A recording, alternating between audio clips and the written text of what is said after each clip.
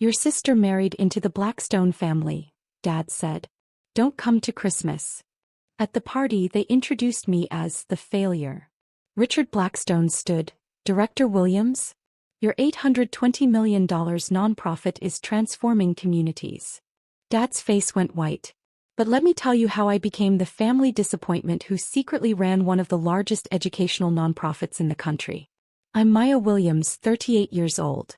My sister Natasha is 41. We grew up in Bethesda, Maryland, the kind of upper-middle-class suburb where your college matters more than your character and your salary defines your worth. Our parents, Robert and Diana Williams, were both corporate executives. Dad was a VP at a pharmaceutical company. Mom was a marketing director. They lived for appearances, the right neighborhood, the right cars, the right country club membership. Natasha understood the assignment perfectly. She went to Princeton, got her MBA from Wharton, married a Goldman Sachs analyst named Derek. They had the American dream on paper. $2.3 million house in Potomac, matching Range Rovers, annual trips to St. Bart's. I was the problem child. I went to UVA on a partial scholarship, not prestigious enough for Dad. I majored in social work, a poverty degree, Mom called it. After graduation, I worked for a small nonprofit helping kids in underserved communities access educational resources. Starting salary, $32,000. Maya's doing charity work. Mom would tell her friends the way you might say Maya's collecting garbage. Dad was more direct. When are you going to get a real job? This is a real job, I'd say. Real jobs have six-figure salaries. Real jobs have career trajectories. You're 23 years old making $30,000. That's not a career. That's a hobby. I didn't argue. I learned early that arguing with my father was like arguing with a brick wall. Painful and pointless. What my parents didn't know, what they never bothered to ask about, was that I was good at my work. Really good. Within 2 years I'd restructured our entire program model. Secured 3 major grants. Doubled our student enrollment. The executive director noticed. Maya, have you ever thought about leadership? I'm a social worker. I help kids. You could help more kids if you were making organizational decisions. At 27 I became director of programs. At 30 executive director. At 32, I merged 3 struggling nonprofits into one organization with a unified mission, closing the educational opportunity gap for low-income students. We called it Bright Futures Initiative. My parents thought I was still making $40,000 at that little charity. In reality, I was running a $820 million organization with programs in 43 states, partnerships with 15 universities, and a staff of over 200 people. We'd helped more than 500,000 students access college prep resources, scholarship funding and mentorship programs. My salary was $285,000. Not that I cared about money. I lived in a modest townhouse in Arlington, drove a 7-year-old Subaru, wore clothes from Target. Every extra dollar went back into the organization. But I kept quiet about my success. Not because I was ashamed, because I knew my family. If I told them about Bright Futures, Dad would say I was wasting my education. Mom would ask why I wasn't making real money in corporate America. Natasha would find a way to make it about her. So I let them think I was a low-level nonprofit worker making poverty wages. It was easier than the alternative. Natasha, meanwhile, had become insufferable after her divorce from Derek. She traded up, married a man named Stephen Whitmore whose family was old money. Not just rich, generationally wealthy. The kind of wealth that came with trust funds, vacation homes, and memberships to clubs that didn't have websites. She called me the day after the engagement. Maya, I'm marrying into the Whitmore family. Do you know what that means? That you love Stephen? It means I'm going to be part of something that matters. Stephen's family knows everyone. Senators, CEOs, foundation presidents. His parents manage a $2.1 billion private equity fund. That's impressive. Impressive? It's transformative. This is what success looks like, Maya. This is what happens when you make smart choices instead of wasting your life on charity cases. I said nothing. I'm telling you this because I need you to understand. When you meet Stephen's family, you need to be on your best behavior. Don't talk about your nonprofit work. Don't mention money or lack of it. Just try not to embarrass me. I'll do my best. I'm serious, Maya. Stephen's parents are sophisticated people. They donate to real organizations, museums, hospitals, universities. Not little community groups. I can't have them thinking the Williams family is ordinary. The wedding was elegant, expensive, exclusive. I wore a dress from Macy's. Natasha wore custom Vera Wang. The reception was at a private estate with 200 guests who all looked like they'd stepped out of a yacht club catalog. I met Stephen's parents briefly. Richard and Patricia Blackstone. Silver-haired, impeccably dressed, the kind of people who radiate old money. Maya, lovely to meet you, Patricia said. Natasha mentioned you work in nonprofits? Yes, ma'am. Educational access. How noble, she said with a smile that didn't reach her eyes. We didn't speak again that night.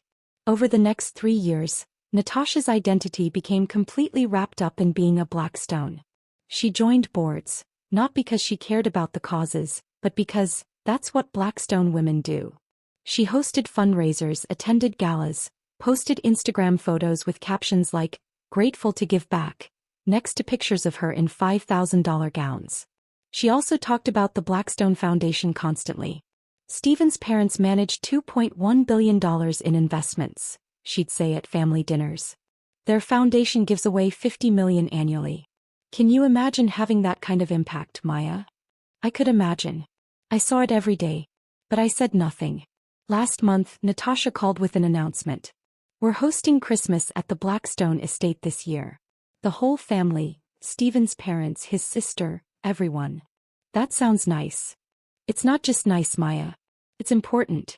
Richard and Patricia want to get to know our side of the family better. This is a big deal. I'm happy to come. There was a pause. Actually, I need to talk to you about that. About what? About you coming. She took a breath. Maya, I love you. But I need you to understand, Stephen's family is used to a certain level of success. They respect achievement, ambition, excellence. And you? What? You're a social worker making probably $50,000 a year. You drive a Subaru. You live in a tiny townhouse. And that's fine for you, but what? But I can't have Stephen's parents thinking this is what the Williams family is. That we're people who settle for mediocrity. The words hung between us. Are you uninviting me from Christmas, Natasha? I'm asking you to understand. This is the most important relationship of my life. I need Stephen's family to respect me. To see me as an equal. Having you there talking about your little nonprofit wearing your Target clothes, it undermines everything I've built. I see. Do you? Because this isn't about you, Maya. This is about me. About my marriage. About my place in this family. So I shouldn't come. I think that would be best. I hung up without saying goodbye. 2 days later, Dad called. Maya, your sister told me about Christmas. Did she? She's right, you know. The Blackstones are important people. This is a significant opportunity for our family to make connections, build relationships. We can't have you there being yourself. Being myself. You know what I mean. The nonprofit work, the modest lifestyle. It's admirable in its own way, but it's not impressive.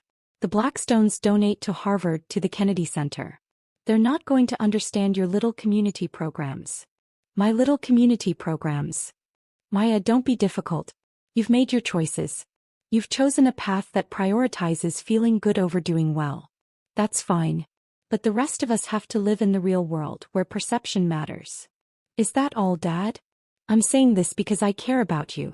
Sometimes the most loving thing you can do is step aside. Let the successful members of the family shine without your situation casting a shadow. I hung up on him too. What my family didn't know, what they'd never bothered to ask about, was that the Blackstone Foundation was Bright Futures Initiative's second largest funder. We'd started working with them 4 years ago. Richard Blackstone had attended one of our program showcases, a student presentation where kids from our program talked about how educational access had changed their trajectories. He'd approached me afterward. Ms. Williams, I'm Richard Blackstone. What you've built here is extraordinary. Thank you, Mr. Blackstone. Tell me, what's your budget? We're currently operating at about $400 million annually. His eyebrows rose. $400 million? From a program I've never heard of. We keep a low profile. Our focus is impact, not publicity. Smart. He studied me. The Blackstone Foundation funds educational initiatives. I'd like to learn more about your work.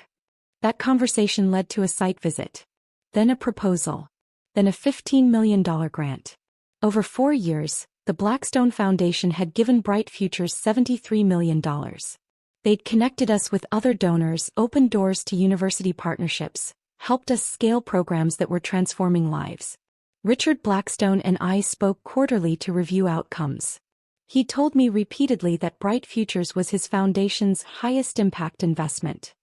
Patricia Blackstone served on our advisory board, though she attended meetings virtually and we'd never publicized her involvement per her request for privacy. When Natasha married Stephen, I'd wondered if I should mention the connection. Decided against it. My work didn't need to be currency in family politics. But after being uninvited from Christmas, something shifted. I wasn't angry. I was tired. Tired of being invisible. Tired of being the family embarrassment. Tired of watching Natasha build an identity around money and connections while I actually did the work she pretended to care about. I called Richard Blackstone's office. His assistant put me through immediately. Maya, good to hear from you. I was just reviewing your Q4 impact report. The college enrollment numbers are remarkable. Thank you, Richard. I'm actually calling about something personal. Oh. I understand you're hosting Christmas this year. That my sister and her family will be there. Yes, Stephen mentioned his in-laws would join us. I'm looking forward to meeting them properly. I took a breath. Richard, I need to tell you something. Natasha is my sister. Stephen is my brother-in-law. Silence. Your sister, he repeated slowly. Natasha Whitmore is your sister. Yes. Does she know about your work? About Bright Futures? No.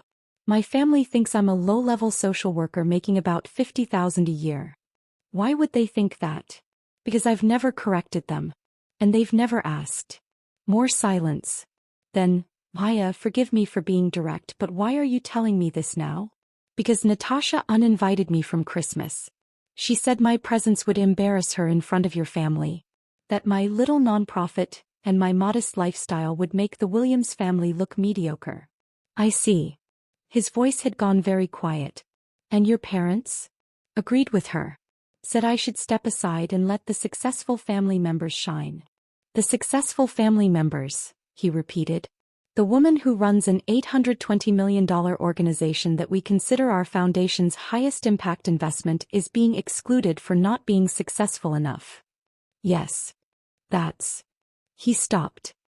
Maya, what do you want from me? Nothing. I just thought you should know that we're related. In case it comes up. In case it comes up, he said. Maya, would you like to come to Christmas? Richard, I don't want to create drama. You wouldn't be creating it. You'd be revealing it. There's a difference. He paused. Patricia and I would be honored to have you as our guest. The woman who's helped us deploy $73 million to change 500,000 lives deserves a seat at our table. Natasha will be furious. Natasha, he said carefully, needs to learn that success isn't about who you marry. It's about what you build. I arrived at the Blackstone estate on Christmas Eve at exactly 6 p.m. The house was stunning. A sprawling colonial on 20 acres in McLean, Virginia. Old money beautiful, not new money flashy. I wore a simple black dress, still Target, but it fit well and looked appropriate. I carried a bottle of wine and homemade cookies from my favorite bakery. A valet took my Subaru keys without judgment. Richard Blackstone opened the door himself. Why? Welcome. Richard. Thank you for having me. Thank you for coming. Patricia is eager to finally meet you in person. He led me into a living room decorated with understated elegance. Real tree, classic ornaments, nothing gaudy. About 15 people mingled with cocktails. I saw Natasha immediately. She was holding court near the fireplace, wearing a designer dress that probably cost more than my car. Stephen stood beside her, looking polished and attentive. My parents were there too. Dad in his country club blazer, Mom in pearls and a forced smile. Natasha saw me. Her face went white, then red. She crossed the room in 6 angry strides. What are you doing here? Richard invited me. Richard? Mr. Blackstone invited you? Why would he? She looked around frantically. You need to leave. No. Before his parents see you. I'm not leaving. Maya, I swear to God if you embarrass me. Natasha. Richard's voice cut through her panic. I invited your sister. She's welcome in my home. Natasha turned to him, forcing a smile. Mr. Blackstone, I'm so sorry. There's been a misunderstanding. Maya wasn't supposed to. There's no misunderstanding. Maya and I are colleagues. I wanted her here. Colleagues. Natasha's confusion was genuine. What do you mean, colleagues? We work together. She runs the educational nonprofit my foundation funds. Natasha laughed nervously. No, Maya works for a small community group. She's a social worker. I'm executive director of Bright Futures Initiative, I said quietly. We're an $820 million organization operating in 43 states. The Blackstone Foundation has funded our work for 4 years. The color drained from her face. My father appeared at her elbow. What's going on? Dad, this is Richard Blackstone, Natasha said weakly. Stephen's father.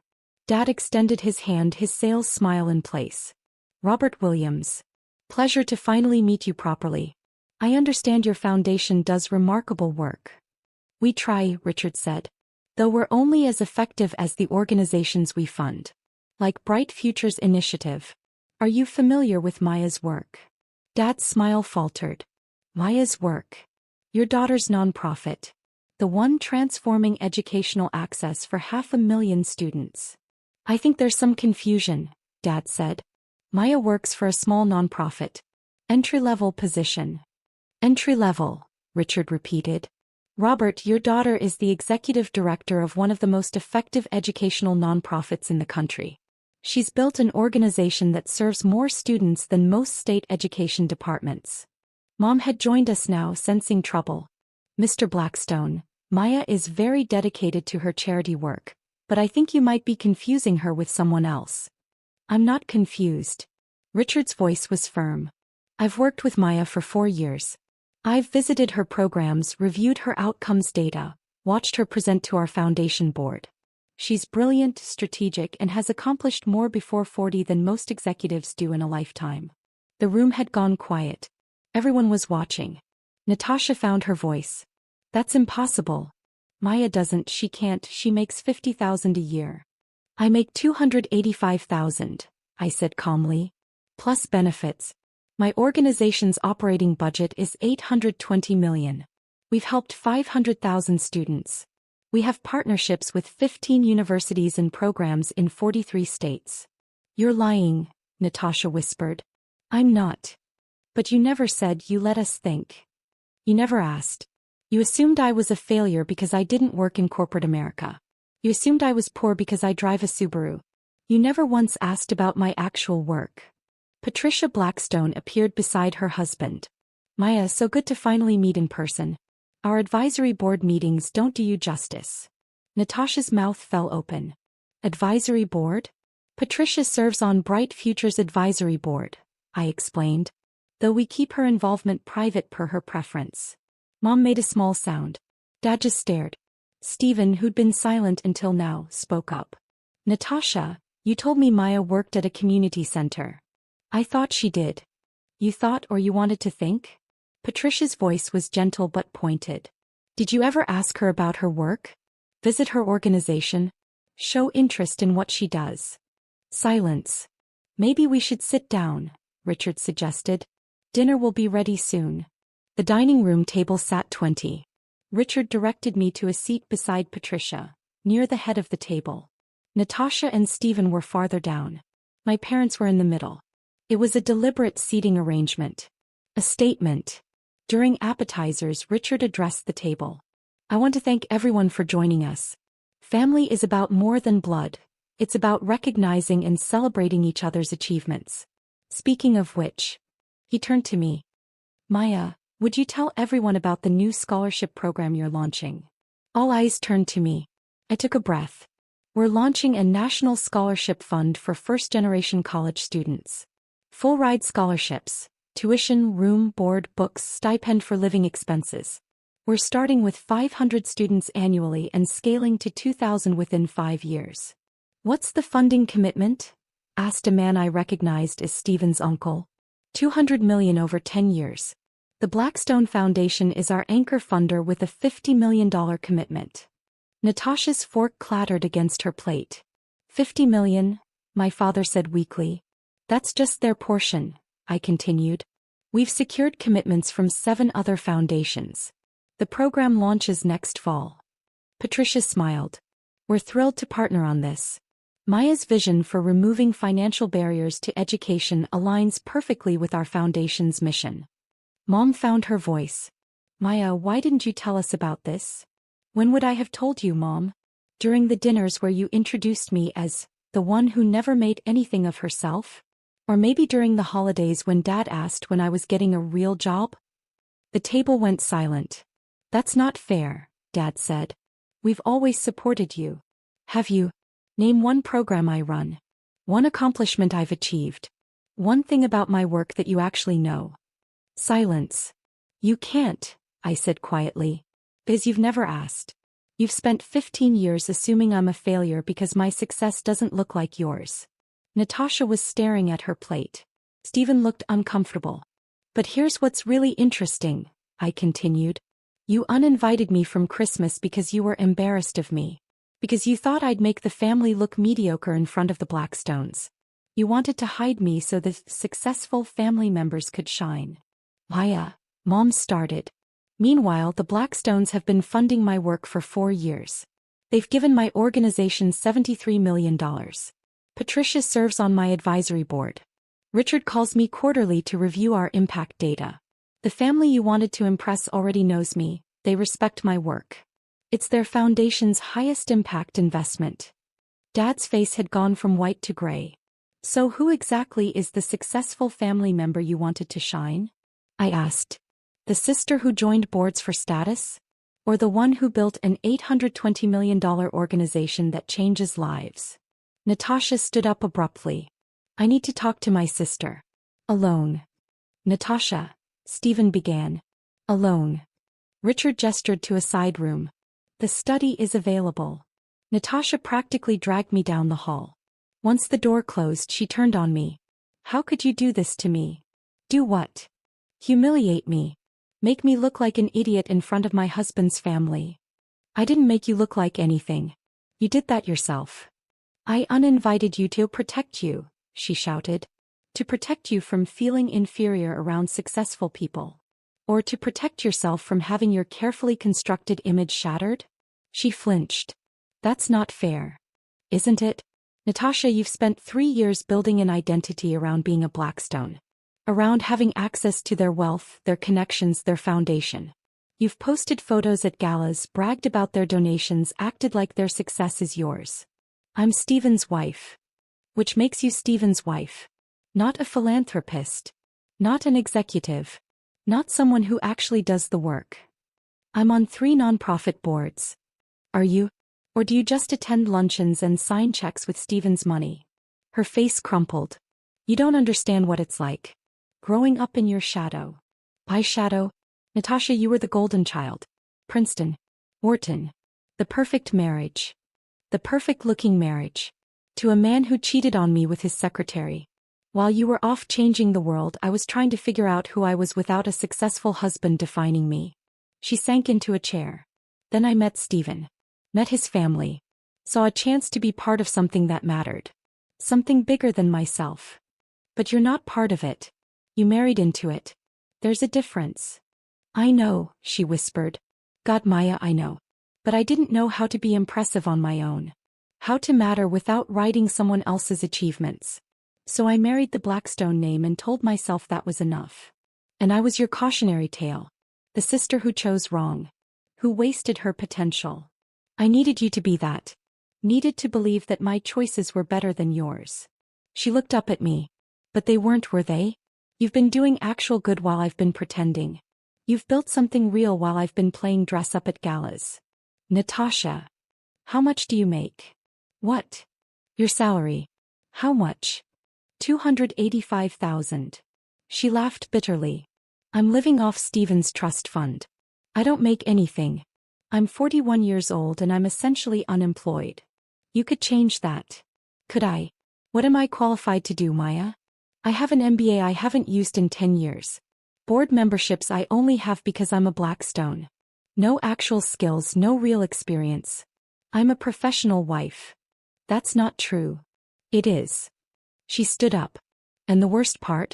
I could have been asking you for advice this whole time. Learning from you. But I was too busy pretending you were the failure. The door opened. Stephen stood there. Everything okay? No, Natasha said. But it will be. We returned to the dining room. The main course had been served. People were making careful small talk. Natasha stopped at the head of the table. Can I say something? Richard nodded. I need to apologize. To Maya primarily, but to everyone here. She took a breath. I uninvited my sister from Christmas because I was embarrassed of her. I told her she'd make our family look mediocre. That her work, her little nonprofit, wasn't impressive enough for this crowd. Stephen was watching her carefully. I did this because I've built my entire identity around being a Blackstone. Around access to this family's wealth and success. And I needed Maya to be less than me so I could feel successful. Her voice broke. But she's not less than me. She's extraordinary. And I've been too insecure to see it. Mom was crying. Dad looked like he might be sick. Maya has spent 15 years building something that matters while I've spent 15 years pretending to matter. She's helped 500,000 students while I've attended luncheons. She's earned respect while I've married into it. Natasha looked at me. I'm sorry. For everything. For making you small so I could feel big. For never asking about your work. For being too threatened by your success to celebrate it. I didn't know what to say. Patricia spoke into the silence. Natasha, it takes courage to acknowledge our insecurities. Even more to admit them publicly. I don't feel courageous. I feel ashamed. Shame can be productive, Patricia said gently. If it motivates change. Natasha nodded. Sat down. Stephen took her hand. My father cleared his throat. Maya, I owe you an apology too. Your mother and I have failed you as parents. We've measured success by salary and status instead of impact. We've dismissed your work without understanding it. That was wrong. Very wrong, Mom added, wiping her eyes. Sweetheart, we're so sorry. Are you? I asked quietly. Or are you sorry that you looked foolish in front of the Blackstones? Dad flinched. That's fair. Because if you're only apologizing because you got caught, that's not an apology. That's damage control. No, Dad said. You're right. We've been terrible. Dismissive. We've treated your life's work like it's a hobby. We've compared you to Natasha's corporate jobs and found you wanting. We never bothered to learn what you actually do. Why not? He thought about it. Because it was easier to assume you were struggling than to confront our own narrow definition of success. What does your organization do? Mom asked suddenly. Actually I want to understand. So I told them. I told them about Maria, who grew up in poverty in rural Virginia and is now a doctor because Bright Futures helped her access AP classes and college prep resources.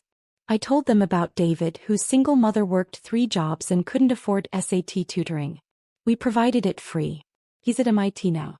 I told them about our college success coaches who help first-generation students navigate financial aid, about our scholarship programs, about partnerships that provide free textbooks and laptops. I told them about the 500,000 students whose lives had changed because we believed education should be accessible regardless of zip code or income. By the time I finished, Mom was crying again. Dad looked stricken. $820 million, he said quietly. You're responsible for $820 million. I'm responsible for 500,000 students. The money is just the tool. Richard raised his glass. To Maya Williams, who understands that true success is measured in lives changed, not dollars accumulated. Everyone raised their glasses, except Natasha, who was staring at her plate. Natasha, Stephen said gently. She looked up, raised her glass. To my sister, who's everything I pretended to be. After dinner, Patricia pulled me aside. Walk with me. We went to the conservatory, a beautiful glass room full of plants and comfortable seating. You handled that with remarkable grace, she said. Did I? I feel like I dropped a bomb. You revealed the truth.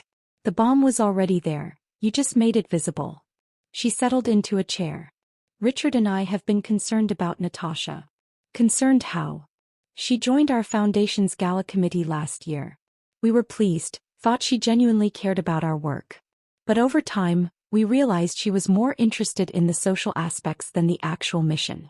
She never asked about outcomes, never engaged with the substance. Just wanted her photo taken with donors. That sounds like Natasha. We've seen it before. People who marry into philanthropic families but never do the work. They attend events, serve on boards, put their names on donor walls. But they don't understand what we do or why it matters. She's trying, I offered. Is she? Or is she trying to maintain her image? Patricia studied me. Maya, can I be frank? Of course. Natasha reminds me of who I was at her age. Beautiful, connected, married to wealth. I sat on boards because Blackstone wives sat on boards. I hosted fundraisers because that's what was expected. I never asked why. What changed? I visited a program we funded. Saw actual children whose lives were changed by our investment. Met a girl who reminded me of my daughter. Same age, same intelligence, but born into poverty instead of privilege. That girl changed my perspective. What happened to her? She graduated from Yale. She's a pediatrician now. Works in underserved communities. Patricia smiled. I still get Christmas cards. Her daughter just turned 5. That's beautiful. It's meaningful. And it taught me that philanthropy without engagement is just vanity. She looked at me directly. Your sister needs to learn that lesson. The question is whether she's capable of learning it. I think she is. Maybe. I hope you're right. For her sake more than ours. Patricia stood. Richard and I want to increase our commitment to bright futures. 73 million has been transformative, but we can do more. Patricia, that's incredibly generous, but we're thinking 50 million annually for the next 5 years. 250 million total. Enough to triple your scholarship program and expand to all 50 states. I couldn't speak. Assuming you're interested, she added with a smile. Interested? Patricia, that would change everything. We could help millions more students. Then let's make it happen. We'll discuss details after the holidays. For now, enjoy your evening. And Maya? Thank you for trusting us enough to come tonight. Thank you for inviting me. When I returned to the living room, my parents were talking quietly with Richard. They saw me and stood up. Maya, Dad said.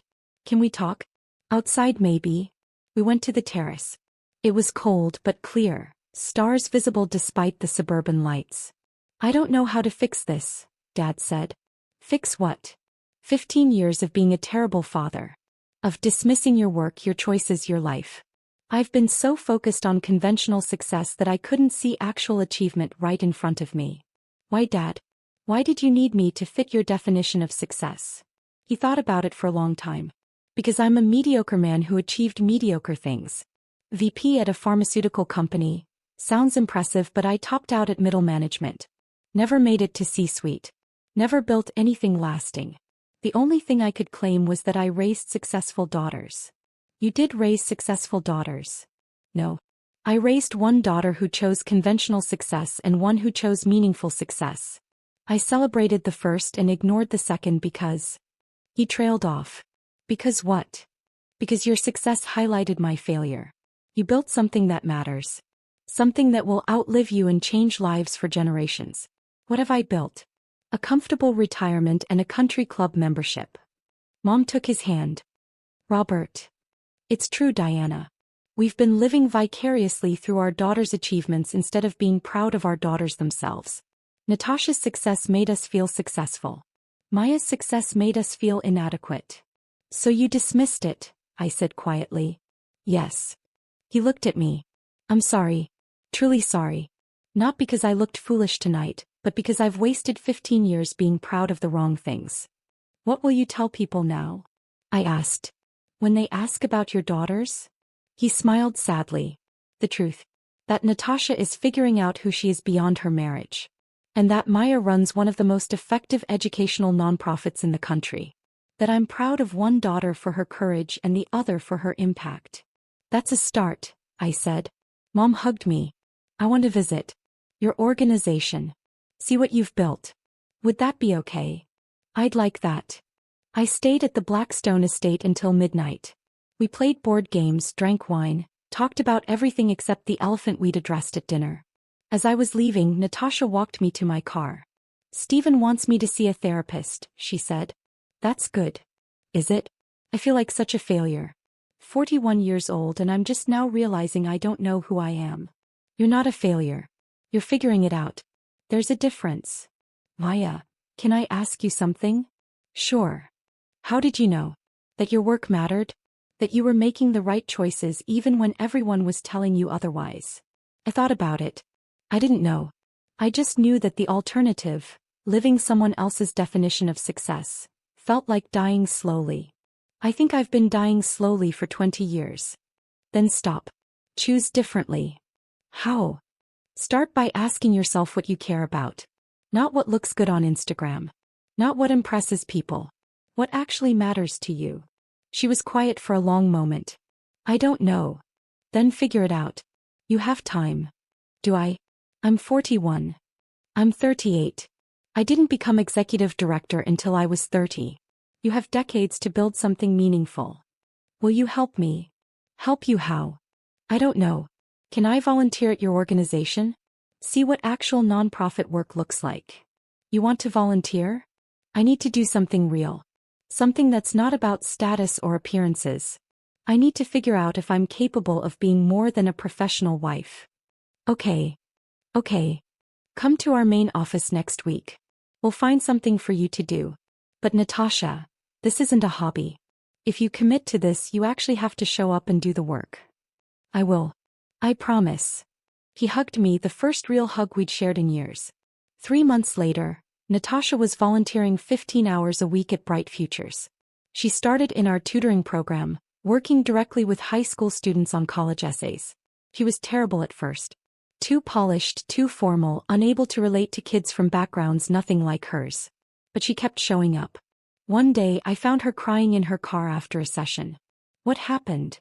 "One of my students, Maria, she wrote about her mother dying of cancer. About watching her siblings while her father worked night shifts. About not having anyone to help her with homework or college applications." Natasha wiped her eyes. "She's 17 years old and she's been raising her family for 3 years. And she apologized for her essay being too depressing." "What did you tell her?" "I told her it was the most powerful thing I'd ever read. That any college would be lucky to have her." She looked at me. "Maya, I've wasted so much time on things that don't matter.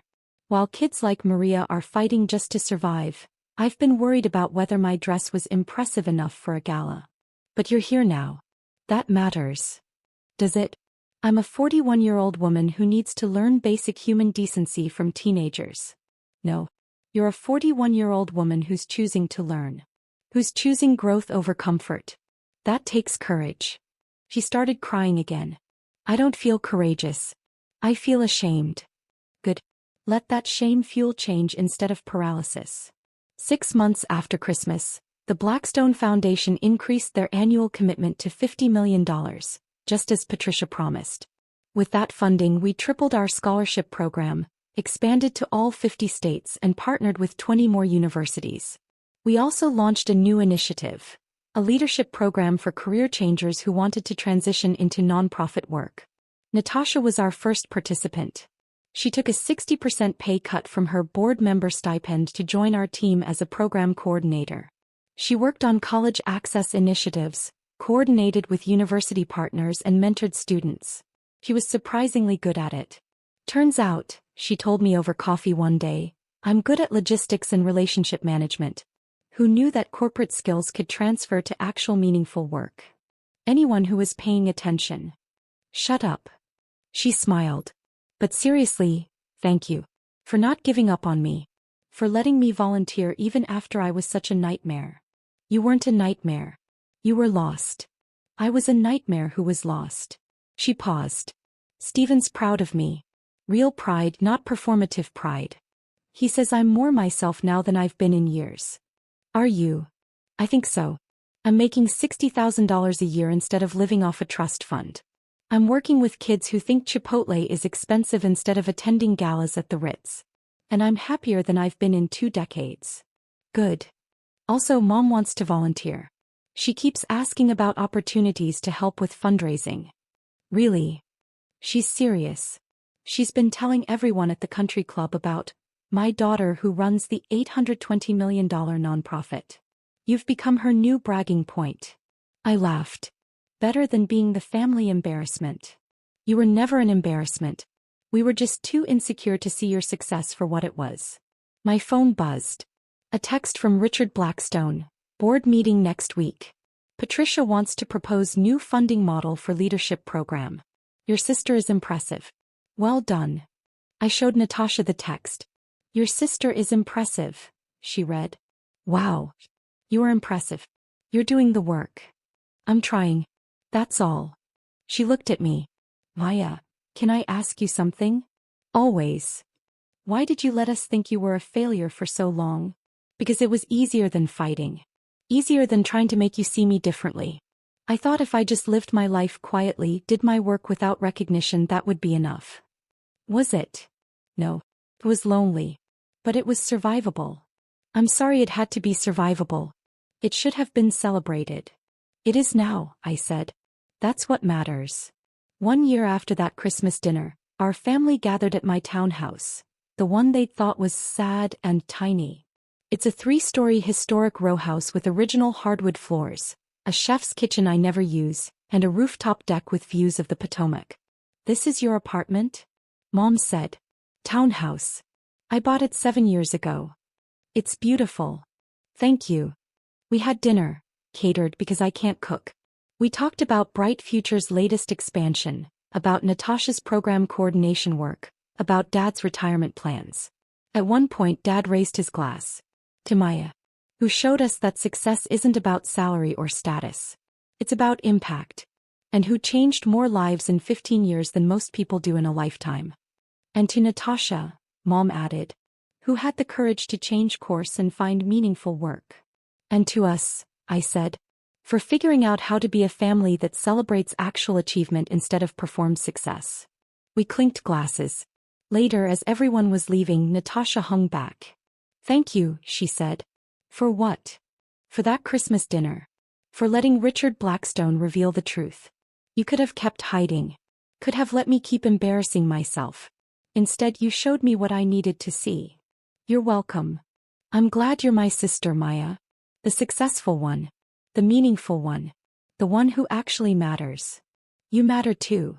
I'm starting to believe that. He hugged me. I'll see you Monday at the office? Monday.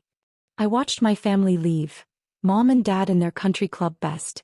Natasha in jeans and a Bright Futures t-shirt. All of them different than they'd been a year ago. My phone buzzed. A text from Richard. Patricia and I were just discussing. How would you feel about joining the Blackstone Foundation board? We need voices that understand impact over optics. I smiled. Typed back. I'd be honored. Thank you. He replied immediately. Thank us? Maya, you've taught us more about meaningful philanthropy than we've taught you. The honor is ours.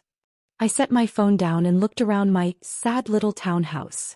My beautiful home that I'd earned, bought, and filled with a life I'd built on my own terms.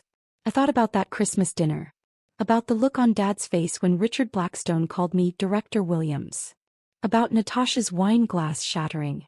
I thought about 15 years of being invisible, dismissed, treated like the family failure. And I thought about how good it felt to finally be seen. Not because I'd proven them wrong, though I had. But because I'd proven myself right. Success isn't about who you marry or what you earn or how you look on Instagram. It's about the work you do, the lives you change, the meaning you create. And by that measure I'd been successful all along. They just hadn't been looking. The end.